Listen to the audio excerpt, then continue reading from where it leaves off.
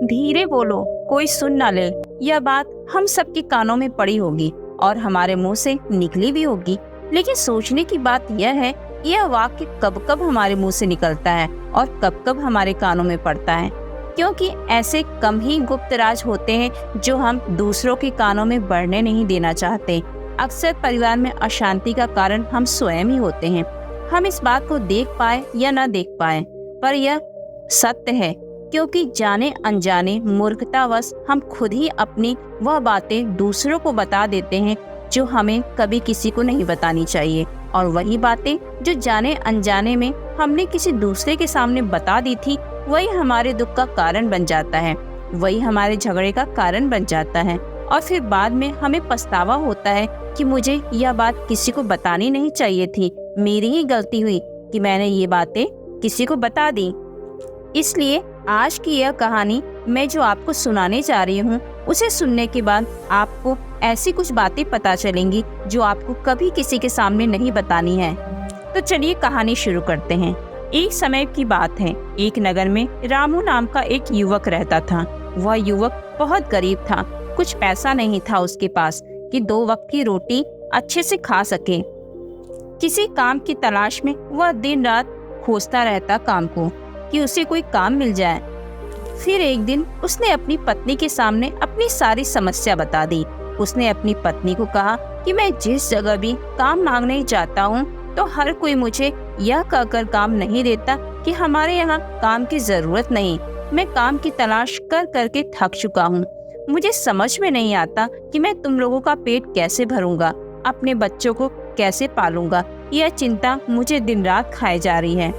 यह सुनकर उसकी पत्नी ने कुछ सोचकर कहा कि तुम एक आदमी के पास सिर्फ एक बार ही काम मांगने के लिए जाते हो, और जब वह काम नहीं देता तो तुम दोबारा उसके पास नहीं जाते।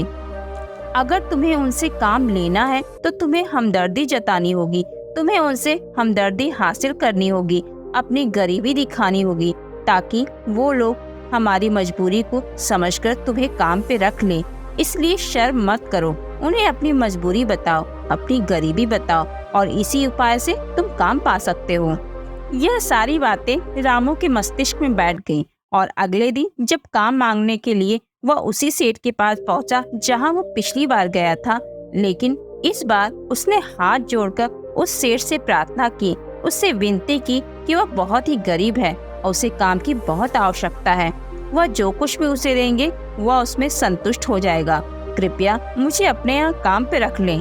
उसकी यह हालत देखकर उस सेठ ने उसे अपने यहाँ काम पर रख लिया। वो रोज वहाँ पर काम पर जाने लगा। अंदर ही अंदर वह खुश तो था कि उसे काम तो मिला, लेकिन उसे वेतन दूसरे लोगों से कम मिलता था। वही काम जो दूसरे लोग कर रहे थे उन्हें ज्यादा वेतन मिलता था और उसे कम वेतन मिल रहा था। यह बात उसने अपने सेठ से कही तो सेठ ने कहा, देखो भाई, काम की तुम्हें ज्यादा जरूरत थी, मैंने तुम्हें काम दिया, मेरा धन्यवाद करने की बजाय तुम मुझसे शिकायत कर रहे हो। यह बात सुनकर रामू चुप हो गया। बात कहीं न कहीं तो सच थी। सेठ ने तो उसे उसकी मजबूरी के हिसाब से ही काम दिया था, इसलिए वह उसे अपने अनुसार वेतन देता था। लेकिन धीरे धीरे उसने यह बात को अपने सगे संबंधियों और अपने दोस्तों को भी बतानी शुरू कर दी कि उसका सेठ कैसा आदमी है और उसे कितना वेतन देता है। समय बीतता रहा और रामू पूरी लगन के साथ अपना काम करता रहा, लेकिन अब परिस्थितियां बदलने लगी थी। सेठ अब रामू को उसे दूसरे लोगों से ज्यादा काम लेता था और उनसे वेतन भी कम देता था।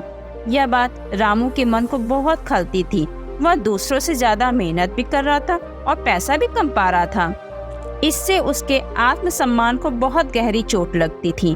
अब धीरे धीरे उसका मन अपने काम से हटने लगा। उसका मन काम में नहीं लगता था। जाहिर सी बात है, ऐसी जगह किसका मन लगेगा जहां आदमी को अपने आत्मसम्मान के साथ समझौता करना पड़े। इसलिए जल्द ही उसने अपना काम छोड़ दिया और वह घर पर आकर खाली बैठ गया। अब उसके पास घर का खर्चा चलाने के लिए भी पैसे नहीं बचे थे। इसलिए उसने अपने सगे संबंधियों और अपने दोस्तों से सहायता मांगना शुरू कर दिया। लेकिन उसके दोस्त उसके सामने उसे दया का पात्र समझते थे, उसे दिलासा देते थे, लेकिन पीछे से उसका मजाक भी उड़ाते थे। वह कहते थे, कितना बेवकूफ है, सेठ ने इतना काम लिया और बेचारे को पैसे भी नहीं दिए। अरे हम इसको पैसे कैसे दे दें? यह कल हमारा पैसा भी वापस नहीं कर पाएगा, इसकी तो ऐसी हालत हो गई है। फिर एक दिन उसे पता चला कि पड़ोस वाली गांव में एक बौद्ध भिक्षु आया हुआ है जो बहुत ही ज्ञानी है। रामू इतना तनाव में था कि उसे कोई रास्ता ही नहीं नजर आ रहा था, इसलिए जाने अनजाने में वह उस बौद्ध भिक्षु के पास पहुंच जाता है और पहुंचकर सीधे उनके पैरों में गिरकर रोने लगता है और रोते रोते उन्हें अपनी सारी परिस्थिति बता देता है। उन्हें बताता है कि किस तरह उसके सेठ ने उसका फायदा उठाया और उसके सगे संबंधी उसके साथ कैसा व्यवहार रखते हैं। सारी बातें सुनकर बौद्ध भिक्षु ने उसे चुप कराते हुए कहा कि भंते, ये सारी समस्याएं तुम्हारी अपनी बुद्धिहीनता के कारण उत्पन्न हुई है। अगर तुम्हारे अंदर विवेक होता तो इनमें से एक भी समस्या तुम्हारा चित्त को दुखी नहीं कर सकता था, लेकिन तुमने अपने अविवेक के कारण, अपनी मूर्खता के कारण खुद ही अपने रास्ते में कांटे बिछा दिए। परंतु आज मैं तुम्हें ऐसी बातें बताने जा रहा हूँ जो भूल कर भी किसी को मत बताना, और इन बातों का अनुसरण करते हुए तुम बाहर से मिलने वाले दुखों को दूर कर सकते हो जो बेवजह दुनिया की वजह से तुम्हारे अंदर मिलते रहते हैं। पहली बात तो यह है कि अपनी मजबूरी कभी किसी के सामने नहीं दिखाना चाहिए। दूसरों का दया पात्र बनकर उनकी सहायता लेने की गलती कभी भी नहीं करनी चाहिए। आज वह तुम्हारी मजबूरी देखकर तुम्हारी सहायता तो कर देंगे, लेकिन कल वह तुम्हारा फायदा उठाने से भी नहीं चूकेंगे, और अगर फायदा भी नहीं उठाया तो दूसरों के सामने तुम्हारा मजाक जरूर बना देंगे। इसीलिए कभी भी अपनी मजबूरी का दिखावा मत करो। अगर घर में 2 रोटी है सूखी तो वही खाकर सो जाओ, लेकिन दूसरों के सामने भनक तक नहीं लगने दो इसकी। दूसरी बात जो किसी को नहीं बतानी चाहिए वह है अपनी अतीत की गलतियां और भविष्य की रणनीतियां। जरा सोचो कि अगर हम अपने अतीत की गलतियां किसी दूसरे को बताते हैं तो उसका क्या प्रभाव होगा। वह गलतियां ठीक तो नहीं की जा सकती। जाहिर है उन्हें बताने का भी कोई प्रयोजन नहीं, बताने से हमें जरूर नुकसान होगा। आप खुद दुनिया के सामने बता रहे हैं कि आपने क्या क्या गलतियां की। इससे उस आदमी की नजर में आपका एक चरित्र घटित हो जाएगा और वह भविष्य में हमेशा आपको उसी नजरिए से देखेगा। किसी भी आदमी की नजर में अपना चरित्र बेकार मत होने दो, और जरा सोचो कि आप व्यर्थ में ही अपने भविष्य की रणनीतियां दूसरों के सामने बता रहे हो। जो लोग आपके काम का हिस्सा ही नहीं है, उनके सामने अपने भविष्य की रणनीतियां मत जाहिर होने दो। तीसरी बात जो किसी को नहीं बतानी चाहिए वह है हमारे घर के अंदर आपस में हो रही बातचीत। हमारे माँ बाप के साथ, हमारी पत्नी के साथ, हमारे बच्चों के साथ, वह बातें परिवार तक ही सीमित रहनी चाहिए। अगर आप इन बातों का दूसरों के सामने ढिंढोरा पीटते हो तो दूसरों को आपके घर में घुसने का एक मौका मिल जाता है और वह इसका फायदा उठाने से कभी नहीं चूकता।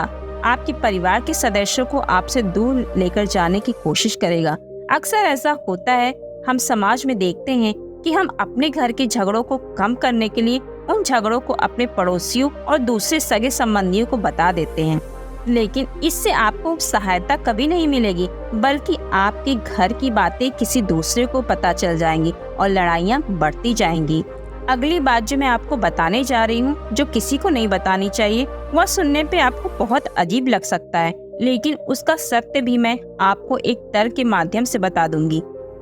अगर मैं कहूँ कि आप अपनी आमदनी किसी को मत बताना, अब अपनी आमदनी न बताने के पीछे क्या प्रयोजन हो सकता है। जरा सोचिए कि आप अपनी आमदनी अपने दोस्तों को बता देते हैं, तो जब आपके दोस्तों को जरूरत पड़ेगी तो वह सिर्फ आपको ही याद करेंगे, क्योंकि उनको पता है अगर आपकी आमदनी ज्यादा अच्छी है तो आप ही उनकी मदद कर सकते हैं, और इसलिए ज्यादा लोग आपसे सहायता मांगेंगे। और जब आप उनकी सहायता नहीं करेंगे तो वह सोचेंगे कि इस आदमी के पास पैसे हैं पर मेरी सहायता नहीं कर रहा है, और आप दोनों की दोस्ती के बीच दरार पड़ सकती है।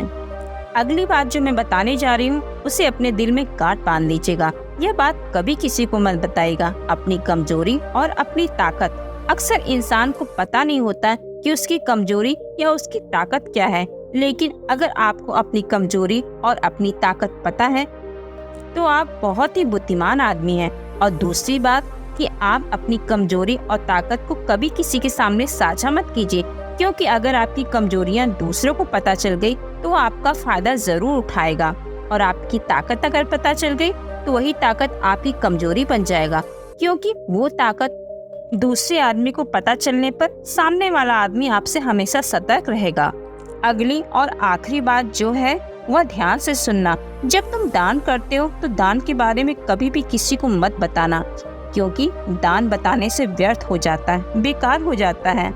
इसलिए दान गुप्त रूप से किया जाए उतना ही अच्छा है, उतना ही फलदायी होता है। जब आपका बायां हाथ दान कर रहा हो तो दाएं हाथ को भी ना पता चले कि बायां हाथ दान कर रहा है। ये सारी बातें बौद्ध भिक्षु ने रामू को बताई। ये सारी बातें ऐसी हैं जिनका अनुसरण करके संसार के सभी व्यक्ति अपने घर में सुख शांति बना सकते हैं, घर के झगड़े हमेशा के लिए दूर कर सकते हैं। रामू को ये सारी बातें बहुत अच्छे से समझ में आ गई और उसे समझ में आ गया कि उसने क्या गलती की। वह बौद्ध भिक्षु को प्रणाम कर और उनका धन्यवाद देकर वहाँ से चला जाता है। तो आज की वीडियो में मुझे इतनी उम्मीद है कि आपको यह वीडियो जरूर पसंद आई होगी। अगर पसंद आई हो तो वीडियो को एक लाइक करना मत भूलिए